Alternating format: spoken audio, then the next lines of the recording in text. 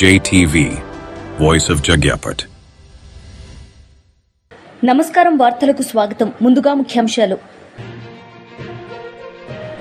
రాజ్భవన్లో governor Abdul నజీర్తో ముఖ్యమంత్రి నారా చంద్రబాబు నాయుడు భేటీ.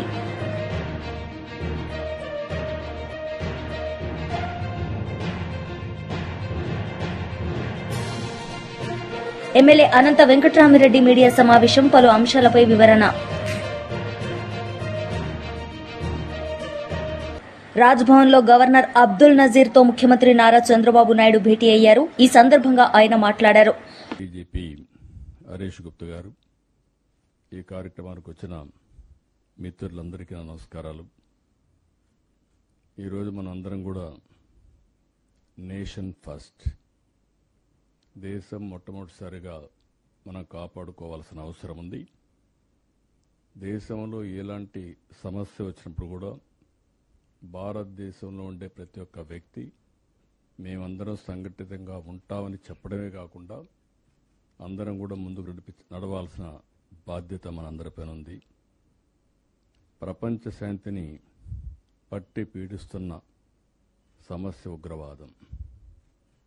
తీవ్రవాదం కానీ ఉగ్రవాదం కానీ ఇవన్నీ కూడా మనం చూస్తే ఆ దేశం యొక్క అనిశ్చిత పరిస్థితికి, ఆర్థిక ఇబ్బందులకి, అన్ని సమస్యలకి దోహదం చేసే పరిస్థితి వస్తుంది. అలాంటిదే పహల్గాంలో ఉగ్రవాదులు చేసిన మారణకాండ. కేవలం పర్యాటకులపై చేసింది కాదు. ఇది ఒక మాటలో చెప్పాలంటే వాళ్ళు ఏ విధంగా చేసినా భారతదేశాన్ని యొక్క శాంతి సుస్థిరతలపైనే దెబ్బతీసే పరిస్థితికి వచ్చారు. ఇలాంటి సమయంలో మనం అందరం కూడా మతాలకు, కులాలకు, ప్రాంతాలకు అతీతంగా ముక్త కంఠంతో దేశం అంతా కూడా దీన్ని ఖండించాల్సిన అవసరం ఉంది. ఆ రోజే మనందరం ఖండించాం. మనందరం ఇప్పుడు మాట్లాడిన విషయాలు మనం ఆలోచిస్తే అందరిలో ఒకే భావన, నేషన్ ఫస్ట్, వీఆర్ ఇండియన్స్ అనే భావంతో మనం ముందుకు పోయాం. అదే సమయంలో జరిగిన నష్టాన్ని తిరిగి తెచ్చుకోలేం. ఆ దాడిలో చూస్తే 26 మంది అమాయక ప్రాణాలు కోల్పోయారు. నేను కూడా పోయి చూశాను. వాళ్ళ బాధ ఒక విధంగా చేయాలంటే ఎవరు తీర్చేది కాదు. అయితే మీరు ఇంకొక పక్క చూస్తే అది జరిగిన తర్వాత మన రాష్ట్రంలో కూడా 2 చనిపోయారు. అలాంటి జరిగిన తర్వాత భారతదేశం కూడా ఉగ్రవాదం పైన ఎప్పటి నుంచో పోరాడుతున్నాం.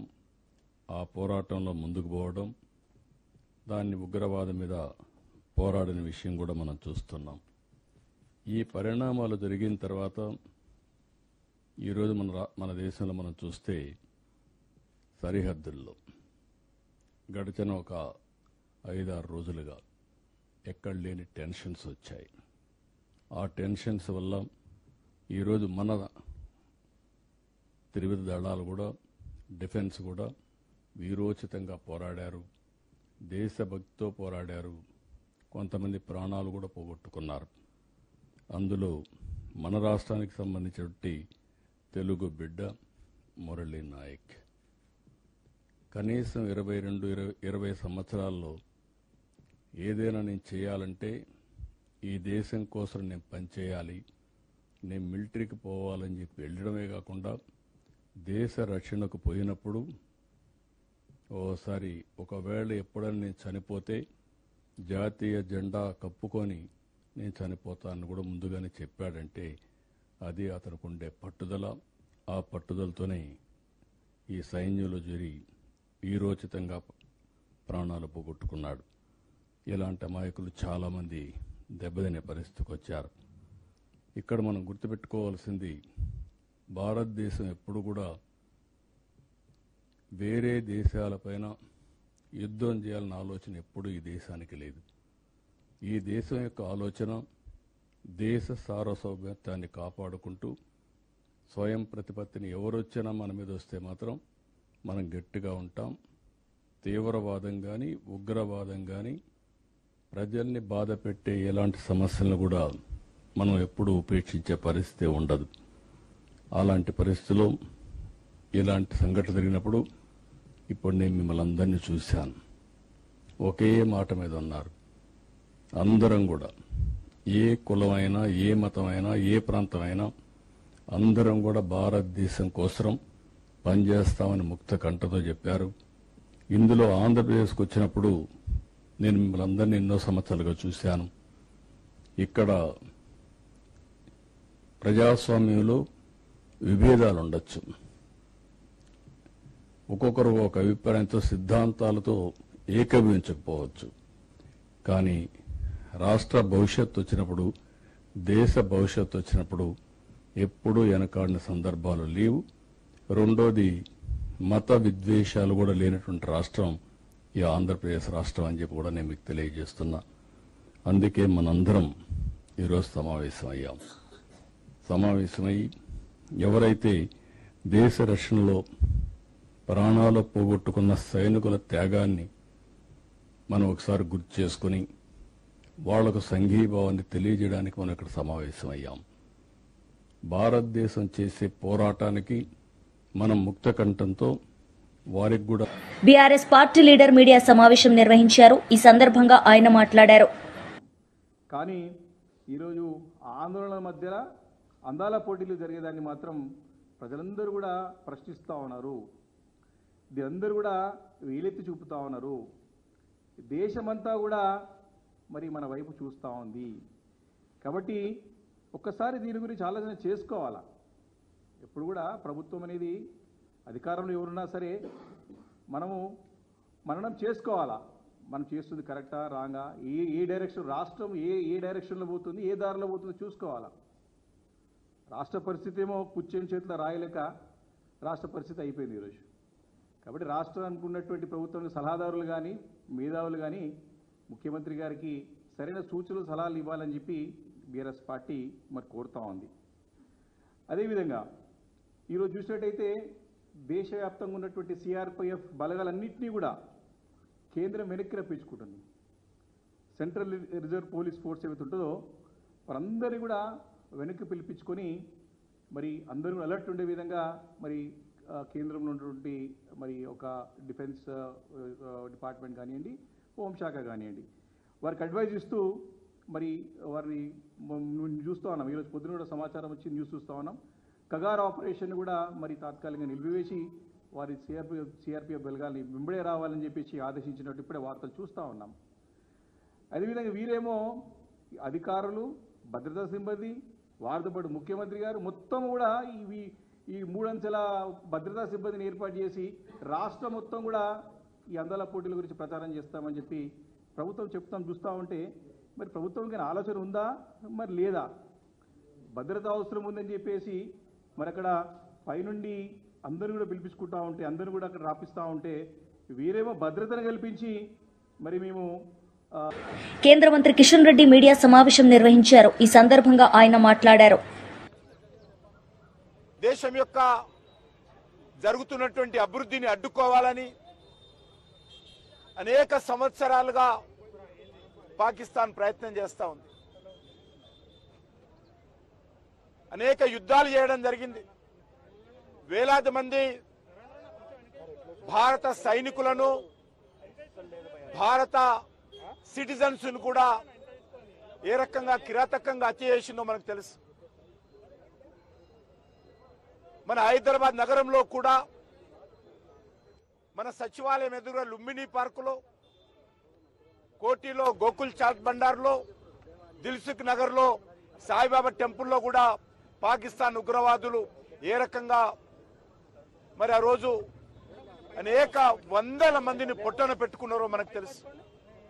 ఇది ఒక హైదరాబాద్ నగరమే కాదు, భారతదేశంలోని ఏ నగరానికి వెళ్ళినా పాకిస్తాన్ ఉగ్రవాద హత్యాకాండ ఏ రకంగా మన మీద జరిగిందో మనం తెలుసు. మనమందరం కూడా గత కొన్ని సంవత్సరాలుగా పాకిస్తాన్ వాళ్ళు చంపేవాళ్ళు, మనము చచ్చేవాళ్ళం అనే విధంగా మనము పాకిస్తాన్ చేస్తున్నటువంటి అనేక రకాల అరాచకాలకు, హత్యాకాండకు మనం బలయ్యాము. కానీ ఈరోజు నరేంద్ర మోడీ గారి నాయకత్వంలో భారత సైన్యము ఏదైతే పహల్గామ్లో జరిగినటువంటి సంఘటనకు జవాబుగా మరి ఏ రకంగా 9 ప్రాంతాలలో వెళ్ళి ఉగ్రవాదులకు సంబంధించినటువంటి శిక్షణా కేంద్రాలను, ఉగ్రవాదులకు సంబంధించినటువంటి ఇళ్లను ఏ రకంగా మట్టు పెట్టామో, మరి విరోచితమైనటువంటి మన సైనికులు ధైర్యంతో, సాహసంతో ఏ రకంగా పోరాటం చేస్తున్నారో మనం చూస్తా ఉన్నాం. ఈరోజు పాకిస్తాన్ భారతదేశం మీద జరిగినటువంటి ఉగ్రవాద దాడికి క్షమాపణలు చెప్పాల్సింది పోయి, లొంగిపోవాల్సింది పోయి, ఈరోజు మన దేశంలోని అనేక ప్రాంతాలలో సివిలియన్స్ ఉండేటువంటి, పౌరులు ఉండేటువంటి పౌర నివాసాల మీద దాడులు చేస్తూ ఉంది. సైనికులకు సంబంధించినటువంటి కేంద్రాల మీద దాడులు చేస్తూ ఉంది. అమాయకులైనటువంటి ప్రజలను మరి ఏ రకంగా కాల్చి చంపుతుందో మనం చూశాం. అందుకే ఈరోజు మన సైనికులు పాకిస్తాన్కి అనేక ప్రాంతాలలో బుద్ధి చెప్తా ఉన్నారు. ఎమ్మెల్యే అనంత వెంకటరామరెడ్డి మీడియా సమావేశం నిర్వహించారు. ఈ సందర్భంగా ఆయన మాట్లాడారు. కావాలని చెప్పేసి నేను ప్రత్యేకంగా అందరికి కూడా మనవి చేస్తున్నాను. కాబట్టి అందరికి కావాలని చెప్పి మనం చేస్తూ మరొక మారు అతనికి జోహర్లు కూడా అర్పిస్తూ, నిన్న ముఖ్యమంత్రి చంద్రబాబు నాయుడు గారు ఈ రాష్ట్రంలో జూన్ 12 తిరిగి తెలుగుదేశం నాయకత్వంలో కూటమి ప్రభుత్వం ఏర్పడిన తర్వాత మరొక మారు కూడా విజిట్ కూడా రావడం జరిగింది.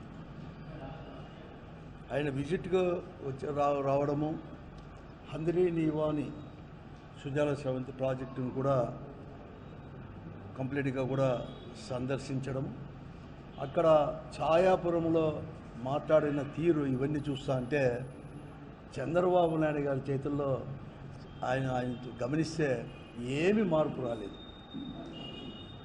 అతని రాజకీయ జీవితం అంతా కూడా అబద్ధాలు చెప్పడంలోతోనే సరిపోతుంది. ఈ మరొక మారు కూడా నిన్నటి రోజు అతని పర్యటన కూడా కేవలం అబద్ధాలు అన్నీ కూడా మరొక మారు చెప్పడం, వెళ్ళిపోవడమే చెప్పినాడు. అతను చేయని పనులు కూడా అతనే చేసినట్లుగా ఈరోజు చెప్పుకోవడము, ప్రచారం చేసుకోవడం మాత్రమే పరిమితమైనాడు తప్ప ఈ జిల్లాకు అదనంగా ఒక హంద్రీ నీవా వలన, ఇరిగేషన్ ప్రాజెక్టు వలన కానీ వనగూరేది ఏమాత్రం కూడా ఒక నిర్ణయం కానీ తీసుకోకుండా మరొక మారు ఈ జిల్లా ప్రజలకు, ముఖ్యంగా రైతాంగానికి, ఈ జిల్లా అభివృద్ధికి కూడా గట్టి దెబ్బ, అంటే ఒక ద్రోహం చేసిపోయినట్టు తప్ప మరొకటి కాదు అని చెప్పేసి కూడా మరొక మారు కూడా నిరూపించబడింది నిన్న పర్యటన కూడా. అతను ప్రారంభించి నుంచి కూడా అతను ఏమీ చేయలేదు.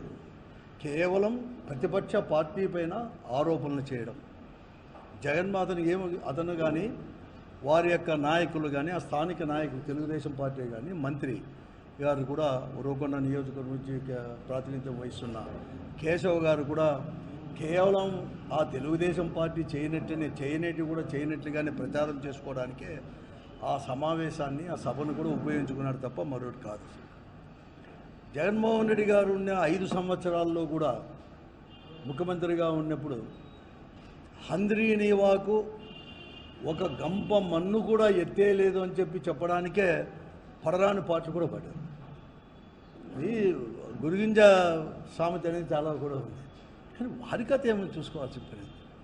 ఈరోజు ఈ కృష్ణా జలాలు అనేది చంద్రబాబు నాయుడు గారు చెప్పినట్టుగా ఏదో ఎన్టీ రామారావు గారు ఉన్నప్పుడే దాన్ని ప్రారంభించినట్టుగా, చంద్రబాబు నాయుడు గారు ఉన్నట్టే దాన్ని అంతా కూడా పనులు ప్రారంభించినట్టుగా ఈరోజు చెప్పుకొస్తూ పోయినాడు నిన్నంతా.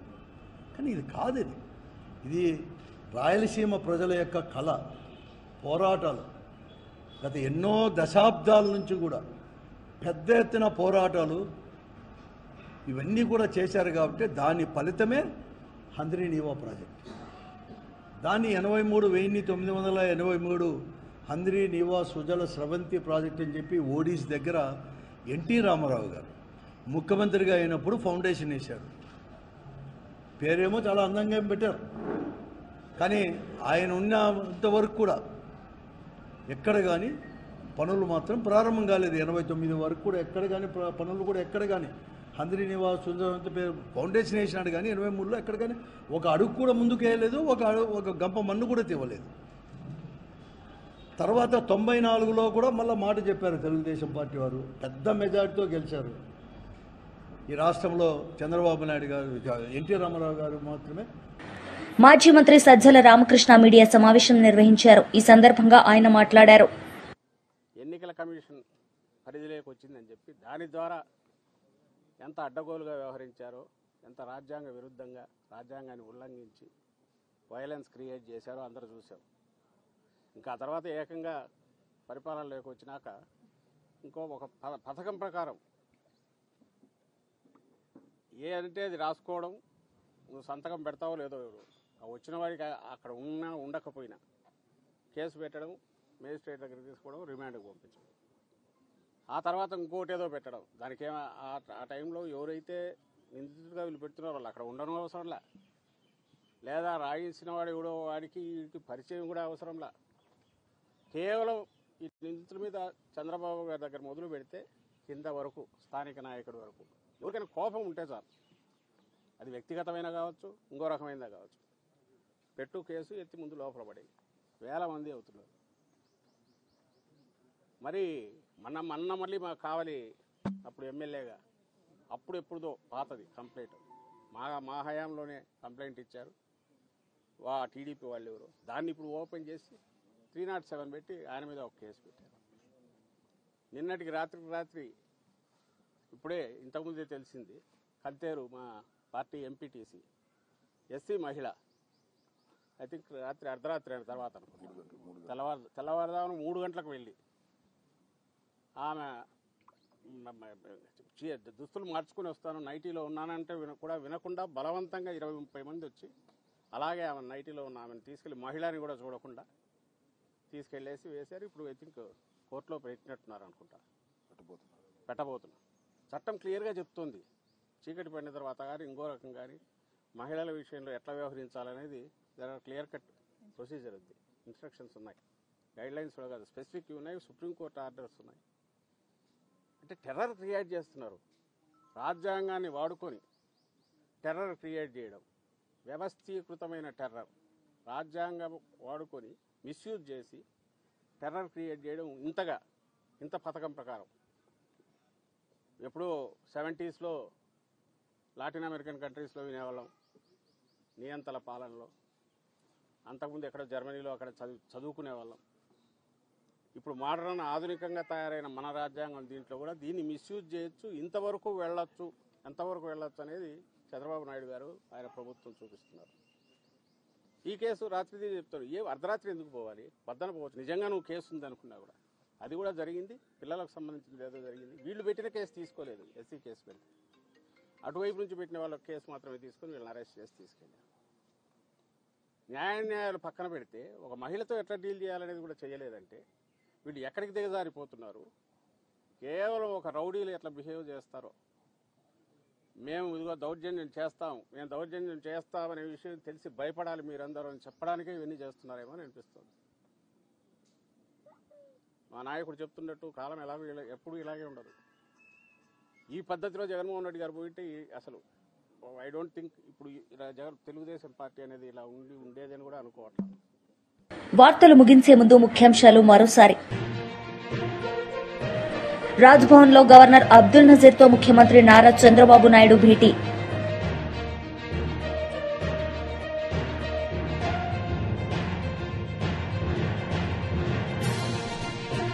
ఎమ్మెల్యే అనంత వెంకట్రామిరెడ్డి మీడియా సమావేశం, పలు అంశాలపై వివరణ. ఈ వార్తలు ఇంతటితో సమాప్తం. తిరిగి ప్రసారమయ్యే వార్తల్లో మళ్లీ కలుద్దాం. అంతవరకు సెలవు. నమస్తే.